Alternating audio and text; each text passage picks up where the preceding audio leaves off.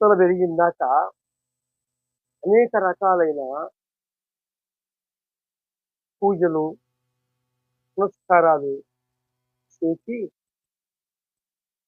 భగవంతుణ్ణి ఎలానైనా సమీపించాలని ఆ మహోన్నతుణ్ణి పాదాల చెంతకి వారికి తెలిసిన ఆ యొక్క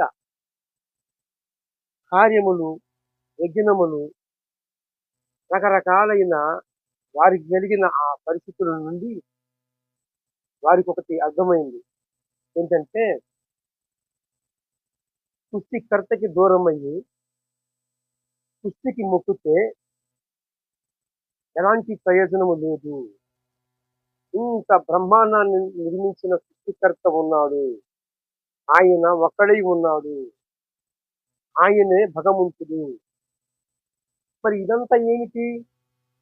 ఇదంతా ఒకరి ద్వారాగా నిర్మింపబడిన సృష్టి అని ఆనాడు ఆర్యులు కనుగొని భగవంతుణ్ణి దర్శనము ద్వారాగా ఆయన్ని సమీపించి ఆ మహోన్నతుని యొక్క దర్శనము ద్వారాగా మానవుని యొక్క జ్ఞానేంద్రాలు వెలిగింపబడి అటు తర్వాత మనము పోతున్న మార్గములో మోక్షానికి వెళ్ళే బాట లేదు. దేవుడు భగవంతుడు అర్పణ తర్పణ జపం తపం మంగళ దీక్ష మాలధారణ కోటి దీపర్చన కుంభోదానం భూదానం అన్నదానం వస్త్రదానం పుష్కర నది స్థానాల ద్వారా కూడా మనము చేరలేము. మనం ఇస్తున్న భగవంతుని పేరిట లంచమవుతుంది కానీ మనము పాపాలు పోవటము అసంభవము, మన కర్మ మన మీదనే ఉంది అని ఆనాడు తపస్సు సంపన్నులు, మరి ఆ యొక్క మహానుభావులు, మనకు ముందున్న పూర్వీకులు భగవంతుని దర్శనం పొందుకొని వారికి ఆఖరికి అర్థమైంది ఏంటంటే భగవంతుడే వచ్చి యాగం చేస్తాడు. తన పిల్లలు తన పిల్లలందరి కోసము అనగా ఈ సృష్టిలో ఉన్న మానవుల కోసమును కనపడని లోకాలలో ఉన్న వారి కోసమును ఆ భగవంతుడే ఆ పరమాత్మే వచ్చి మనందరి నిమిత్తము ప్రాణం పెడతాడని ఆనాడు ఋషులు ఆనాడు మరి పుట్టల పెరిగిందాక తపస్సు సంపన్నులకి తెలియజేయబడిన కారణాన్ని బట్టి ఆ దైవ దర్శనం పొందిన ఆ యొక్క మునులు మహానుభావులు వారందరికీ భగవాన్ యేసు క్రీస్తు వారి పేరిట వారికి వారి ఆత్మలకు రక్షణ అనుగ్రహింపబడిన ఉండును గాక. ఆమేన్. నేను ఈ మాట ఎందుకు చెప్పానంటే ఈనాడు చాలా మంది హైందువులుగా మేము హైందువులమి, మేము వాళ్ళని, మేము ఆ కులం వాళ్ళని, మేము ఈ కుల వాళ్ళమని రకరకాలైన పరిస్థితులను కలిగించుకొని మానవత్వమే మర్చిపోయి భగవంతుని మీదనే తిరుగుబాటు చేసుకున్న మనుషులని, అంటే మానవ రూపంలో ఉన్న కొన్ని ఘోర మృగాలని మనం చూస్తున్నాం. మనకు ముందున్న భక్తులు ఎంతో శ్రేష్టమైన మాటలని, ఎంతో ఉన్నతమైన మాటలని, ఉపదేశములను మనకు అనుగ్రహిస్తే ఆ భక్తులు ఈ యొక్క ప్రయాస కష్టాన్ని ఈనాడు ఈ యొక్క మతోన్మాదం అనే ఒక మత సాంగత్యం అనే దాన్ని ఊరిపోసి మన పూర్వీకులు తపస్సు సంపన్నులు వారందరూ కూడా భగవంతుని యొక్క దర్శనం ద్వారాగా వాళ్ళ జ్ఞానేంద్రాలు వెలిగించుకొని భగవంతుడు ఇలాగా ఉన్నాడు, ఆయనలో కామము లేదు, క్రోధము లేదు, మోహము లేదు, మదము లేదు, మత్సరము లేదు, ఈ గురి లక్షణాలు గురి గుణాలు ఈ 6 అరిషడ్ వర్గాలని జయించిన వాడు దేవుడు అని ఆనాడే భగవంతుణ్ణి దర్శనం పొందిన ఆ మహానుభావులు తెలియజేస్తే ఈనాడు ఎంత అమాయకత్వంగా ఉన్నారు ప్రజలు అంటే, అజ్ఞానం అహం భవతి వినాశాయ దుర్మరణం. అజ్ఞానం అనే అంధకారం అనే చీకటిలో ఇంకనూ చిక్కునే ఉండిపోతున్నారు. మనం ఇస్తున్న అర్పణ తర్పణ జపం తపం మంగళదీక్ష మాలధారణ కోడి దీపర్చన గోదానం భూదానం అన్నదానం వస్త్రదానం అనేక రకాలైన పూజల పురస్కారాల ద్వారాగా మనం చేసినవి కూడా మనల్ని మోక్షానికి చేర్చలేవు. ఏ మనుషులైతే మరి పాపం చేశాడో ఆ మనుషుని యొక్క రక్తం చిందించబడాలి, లేదా ఆ స్థానంలో వారికి ప్రత్యేకంగా వారికి మరి ఆ యొక్క ఎవరైతే తప్పు చేశాడో ఆ స్థానములో ఆ ఎత్తైనా బలి కావాలి, లేక అదే స్థానములో తన పక్షమున అమౌంట్ కట్టే వ్యక్తి అయినా ఆయనైనా స్థానం పెట్టాలి. ఇది ధర్మశాస్త్రం.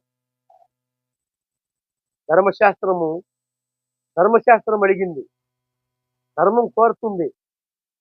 ఈ భూలోకంలోనే కాదు కనపడని లోకములో ఉన్న వారందరూ కూడా దారి తెచ్చిపోయారు. కనుక ధర్మశాస్త్రం కోరుతుంది ఏమని? ప్రయాణము కావాలి. ధర్మశాస్త్రము లేనప్పుడు పాపము ఆరోపింపబడదు. ధర్మశాస్త్రము ఎప్పుడైతే అనుగ్రహింపబడిందో, ఒక ధర్మం అనేది ఉన్నదో, ఆ ధర్మం కోరుతుంది ఏమని? ఆ వ్యక్తి పాపము చేసింది, ఆ వ్యక్తి పాపము చేశాడు కనుక ఆ వ్యక్తి రక్తము చిందించబడాలి. ఆ స్థానములో ధర్మమే వచ్చి బలి కావాలి. ఇది పరిశుద్ధ గ్రంథమైన బైబిల్ సాక్ష్యం ఇచ్చిన సత్యం అండి. ఈ బైబిల్ గ్రంథములో చెప్పిన మాట, ధర్మశాస్త్రము లేనప్పుడు పాపము ఆరోపింపబడదు. ధర్మశాస్త్రము ఎప్పుడైతే అనుగ్రహింపబడిందో అప్పుడు ధర్మశాస్త్రమును ఏతువు చేసుకొని ఆ యొక్క పాపము కసన వేదం ఎప్పుడు భరించిద్దట. అంటే నేను ఎందుకు ఈ మాట చెప్పానంటే, ఆ హైందువులుగా ఉన్నవారు నేను అలాగా ఎలాగని రకరకాలుగా ప్రలోభిస్తున్నారే, వారందరికీ ఒక దేవుని యజ్ఞము చేసి ఒక భక్తుని మీ దృష్టికి తేవాలని పరిశుద్ధ గ్రంథములో ఆ యొక్క మహోన్నతుని యొక్క సృష్టికర్త యొక్క పరిశుద్ధ గ్రంథములో సృష్టికర్త ఎవరు అంటే ఇంకా చెప్పేదేముంది? నో డౌట్ ప్రభువైన యేసుక్రీస్తు వారే. ఇందుకే వచ్చింది మీతో మాకు అంటారు వీళ్ళు. ఎవరు? మా యొక్క హైందవ సహోదరులు. ఇంకను నేను గతంలో ఎలాగైతే అజ్ఞానం అహంభవతి వినాశాయ దుర్మరణం అనే అంధకారం అనే చీకటిలో కూర్చున్నట్లే ఇప్పటికీ నా సహోదరులు అలాగనే ఆ అంధకారంలోనే కూర్చొని ఉండిపోయారు. వారితో నేను కొన్ని మాటలు చెప్పాలని పరిశుద్ధాత్మని యొక్క ఆత్మ అభిషేకముతో నేను మీ ముందుకు రావడం జరిగింది. ఎందరు కామెంట్లు పెడతారో, ఎందరు మీ యొక్క అభిప్రాయాన్ని తెలియజేస్తారో మీ ఇష్టం.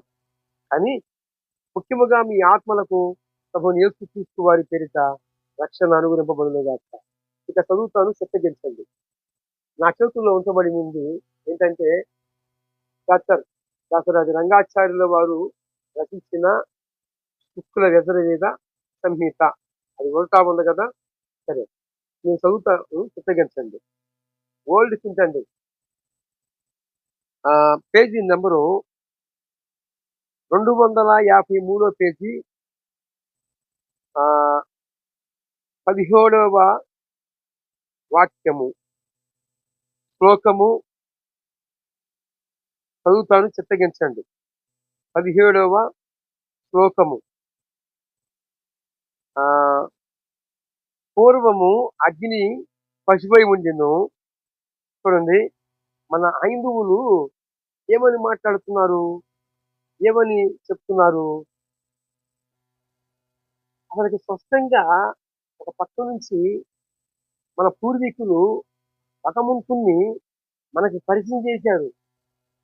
భగవంతుడిలో కామ, క్రోధ, లోభ, మోహ మదమత్సరములు లేవు. అవి జయించిన వాడు దేవుడు అని మనకు ముందున్న భక్తులందరూ కూడా తెలియజేశారు. కానీ ఈ రోజున ఇంకనూ ఆ అజ్ఞానం అనే ఆ చీకటిలోనే కూర్చొని అయ్యేదో ఆ తల ఎంటికలు, నీలాలు అనేక రకాలైన పూజలు, పురస్కారాలు చేస్తూనే ఉన్నారు. కానీ నీ కర్మ నీ మీదనే ఉన్నది అన్నది నీకు గుర్తు చేస్తున్నాను. ఇక్కడ చూడండి, శుక్ల యజుర్వేద సంహిత పేజీ నెంబర్ చెప్తున్నాను. ఓల్డ్ ప్రింట్ అండి ఇది. 253 పేజీ, 253 పేజీ, 17వ శ్లోకములో పూర్వము అగ్ని పశువై ఉండెను. దేవతలు అగ్నిని పశువుతో యజ్ఞం చేసిరి. యజ్ఞం చేశారట. ఆ అగ్ని భూలోకములను జయించిన వాడట. ఈ అగ్ని భూమికి అధిపతి ఉన్నాడట. ఏమండి, మనము మొక్కిన దేవతలు గాని, దేవుళ్ళు గాని వారందరూ కూడా ఆ మన కొరకు ప్రాణం పెట్టలేదు. మన కోసము ప్రాయశ్చిత్తం చూపించలేదని మనకు బాగా తెలుస్తుంది. ఎందుకంటే మన మన కోసం వచ్చి ప్రాణం పెట్టిన వారు ఒక్కరే ఒక్కరు. ఇది ఇక్కడ చూడండి, మీకు చూపిస్తాను స్పష్టంగా. పూర్వము అగ్ని ఉండెను, అగ్ని పశువై ఉండెను. ఆ పశువుని దేవతలు యజ్ఞం చేసిరి. స్పష్టంగా నేను మీకు స్పష్టంగా ఎవిడెన్స్ చూపించి మరీ చెబుతున్నాను. నా దగ్గర ఉంది ఓల్డ్ సింటూ శుక్ల యజుర్వేద సంహిత. ఇక్కడ భగవంతుడు అగ్ని అయి ఉన్నాడు, అగ్ని పశువై ఉన్నాడు. ఆ పశువుని దేవతలట యజ్ఞం చేశారట. ఇప్పుడు పరిశుద్ధ గ్రంథమైన హెబ్రీ పత్రిక 1వ అధ్యాయములో అంటాడు, పూర్వకాలమందు నానా విధాలైన ప్రవర్తన ద్వారాగను నానా విధాలైన సమయములలోను ఆయన మాట్లాడి ఉండిన గాని ఇప్పుడు ఈ ఎంతమందు తన కుమారుడి ద్వారాగా మనతో మాట్లాడుతున్నాడని రాయబడి ఉంది. ఆ కుమారుడి ద్వారాగానే సమస్తము నిర్మాణం చేయబడి ఉందట. ప్రభునందు దేవుని బిడ్డలారా, ఈ యొక్క దేవుని మాట వింటే జీవితాలు వెలిగించబడటమే కాక పతనమైపోతున్న అనేక మంది జీవితాలని వెలిగించడానికి చాలా అవకాశం ఉంటుంది. ఎంతసేపున్నా ఆ యొక్క శాపములో, ఆ యొక్క పాపములో, ఆ యొక్క జీవితాన్ని జీవించినట్లయితే నువ్వు చెడిపోయేది గాక నీతో పాటు ఇంకా 100 మందిని శాపములో ముంచుతావు. కానీ 100 మందిలో ఒకడు మార్పు చెందితే ఆ 100 మందికి ఒక్కడే మార్పుగా, మాదిరిగా, మార్గంగా నిలబడతాడు. అదే కోరుతున్నాడు, అదే కోరుతున్నాడు భగవంతుడు. మనము ఆయన స్వరూపమందు, ఆయన పోలికలో ఉన్నాం కనుక ఆర్యులు ఎవరి గురించి చెప్పారు అంటే ప్రభువైన యేసు క్రీస్తు వారి గురించే చెప్పారు. యేసు ప్రభు వారే మనందరి పక్షమున వచ్చి ప్రాణం పెట్టారు. ఏమండి, ఇంకొక మాట చెప్తాను. ఏంటంటే యేసు ప్రభు వారి గురించి స్వామి వివేకానందుడు కూడా సాక్ష్యం ఇచ్చారండి. యేసు ప్రభు వారి గురించి స్వామి వివేకానందుడు కూడా సాక్ష్యం ఇచ్చారు. ప్రబోధ రత్నాకరం అనే బుక్కులో సాక్ష్యం ఇచ్చారు. కనుక నా హైందవ సహోదరులారా, ఇంకా అజ్ఞానం అనే అంధకారం అనే చీకటిలో కొట్టు నిక్కడిపోతున్నారా? ఎక్కడైనా మారండి, మార్పు చెందండి.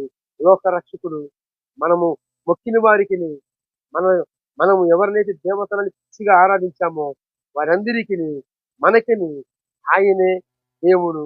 ఆయన పేరు ప్రభువైన యేసు క్రీస్తు వారు.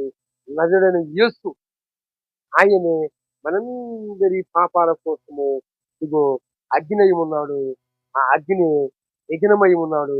ఆ యజ్ఞము పశువుని దేవతల యజ్ఞం చేశారట. కనుక మన పూర్వీకులందరూ కూడా సాక్ష్యం ఇచ్చారు. యేసు ప్రభు వారి గురించి సాక్ష్యం ఇచ్చారు. యేసు అన్నాడు, నేనే మార్గము, నేనే సత్యము, నేనే జీవమై ఉన్నాను.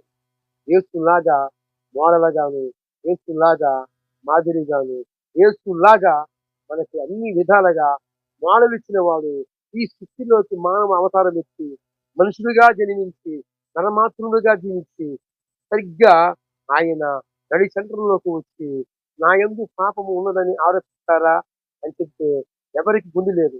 ఇప్పుడు నేను అలాగా కేకేస్తే నన్ను ఏదో ఒకటి అనొచ్చు.